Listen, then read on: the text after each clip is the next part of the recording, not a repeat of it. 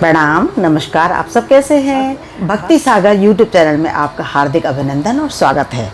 मेरा first video आपको कैसा लगा बताएं। और आज मैं बहुत अच्छा टॉपिक लेके आई हूँ, मन को हम परमात्मा में कैसे लगाएं। ये जानने के लिए हम सबसे पहले परम पिता परमात्मा को प्रार्थना करेंगे और हम मंत्र बोलेंगे।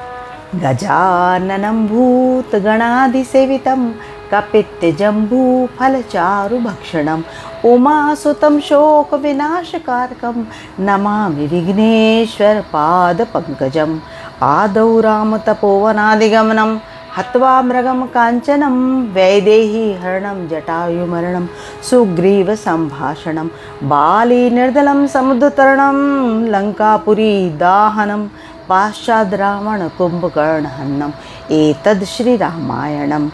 आदौ देवकी देवगर्भजननं गोपीगृहे वर्धनं मायापूतना जीवितापहरणं श्रीगोवर्धन धारणं कंसच्छेदन कौरवादिहननं कुन्तीसुता पालनम् एतद् श्रीमद्भागवत पुराण कथितं श्रीकृष्णलीलामृतं।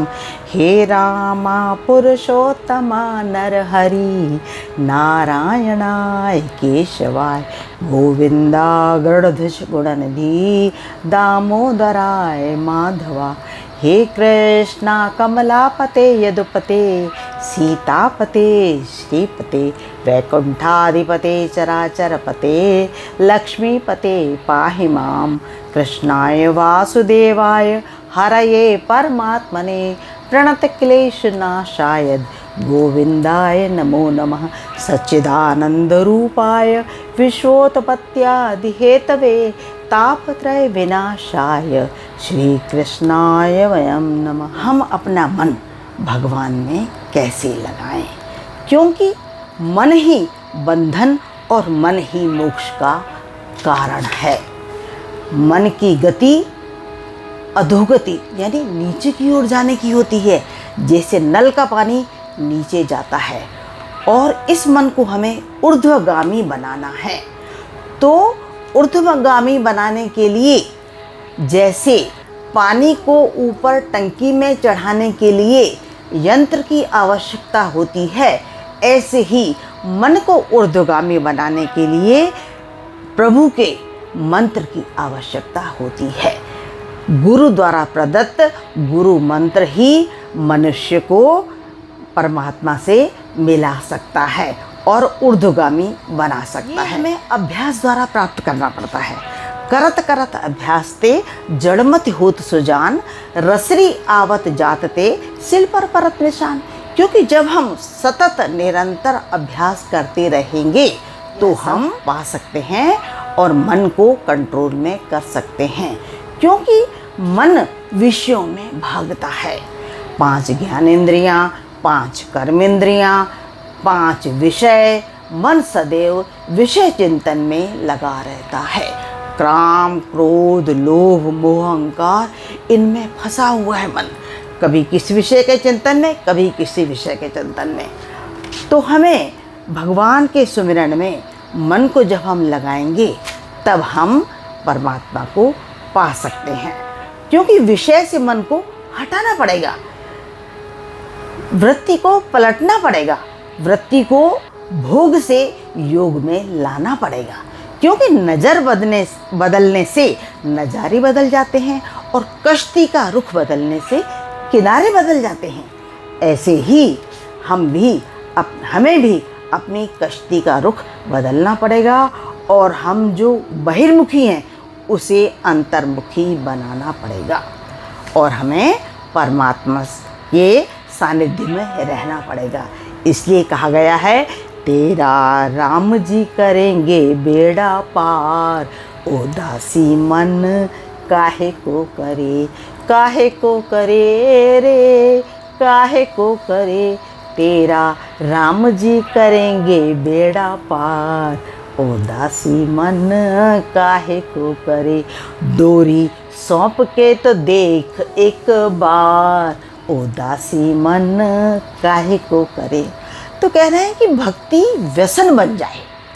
व्यसन मतलब हमें आदत हो जाए, हमें लत पड़ जाए ऐसी लत पड़ जाए कि जैसे एक पीने वाले को पीने की लत होती है, उसका एक व्यसन होता है जो छूटता नहीं है, हमारी भक्ति भी ऐसी ही व्यसन बन जाए। इसलिए भक्त कहता है कि पीनी है तो प्याली हरि नाम वाली पी, हरि नाम वाली पी। कौन तुझे रोकता है सुबह शाम पी, कौन तुझे रोकता है सुबह शाम पी।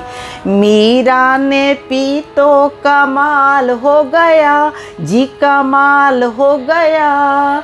प्याले विच शाम दा दीदार हो गया।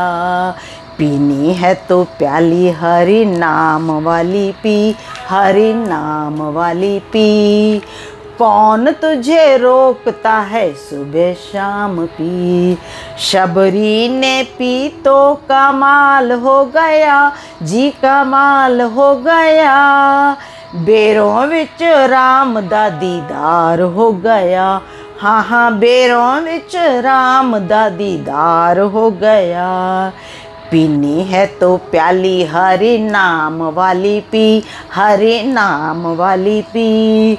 कौन तुझे रोकता है सुबह शाम पी। अर्जुन ने पी तो कमाल हो गया, हाँ कमाल हो गया। गीता विच शाम दा दीदार हो गया, गीता विच शाम दा दीदार हो गया। पीनी है तो प्याली हरि नाम वाली पी, हरि नाम वाली पी।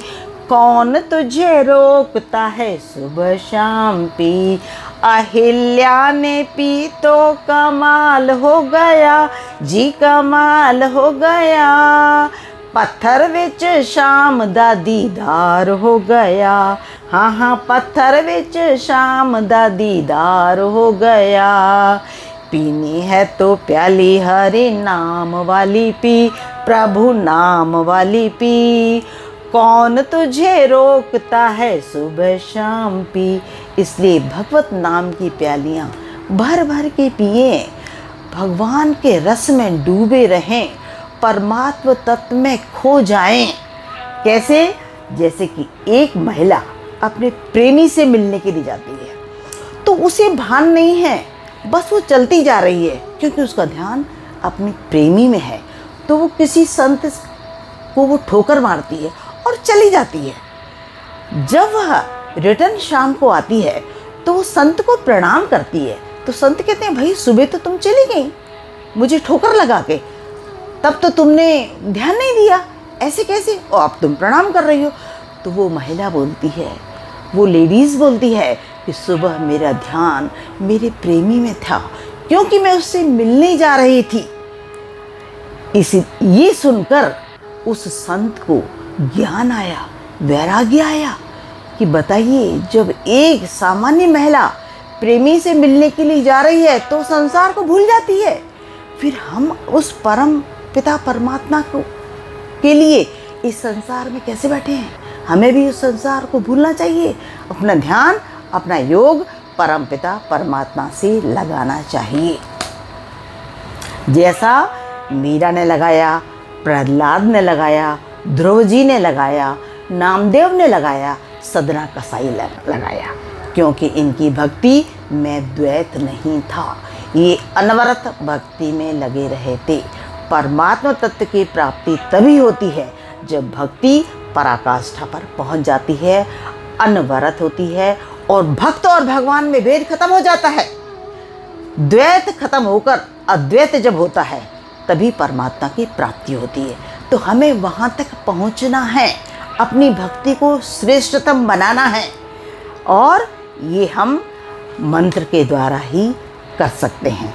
आज मैं आपको एक श्लोकी रामायण का एक मंत्र बताना चाहती हूँ।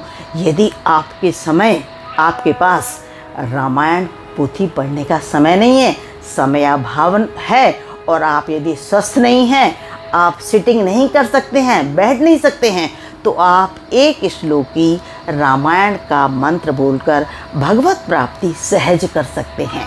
ये मंत्र है, आदौ राम तपोवनादिगमनम हत्वा मृगम कांचनम वैदेही हरणम जटायुमरणम सुग्रीव संभाषणम बालेन दलम समुद्रतरणम लंकापुरी दाहनम पाश्चाद रावण कुंभकर्ण हन्नम एतद श्री रामायणम।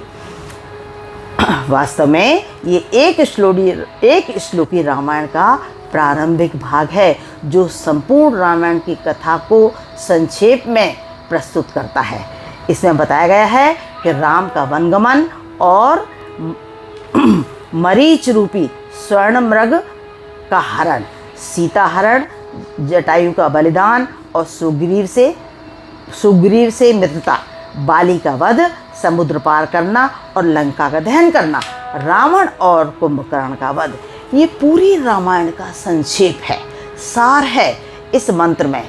इस मंत्र को यदि आप दैनिक जीवन में उपयोग करते हैं तो ये विशेष लाभकारी है। आज के भक्ति सागर को क्लोज करते हैं। Closing prayer. सर्वे भवन्तु सुखिनः, सर्वे सन्तु निरामया, सर्वे भद्राणि पश्यन्तु, माँ कश्चित् दुःखं भवेत्। आज का दिन आपके लिए, सबके लिए मंगलमय हो। हम आपके आज के शुभ दिन की कामना करते हैं। सब लोग सुखी रहें, खुश रहें, प्रसन्न रहें। हरि ओम तत्सत।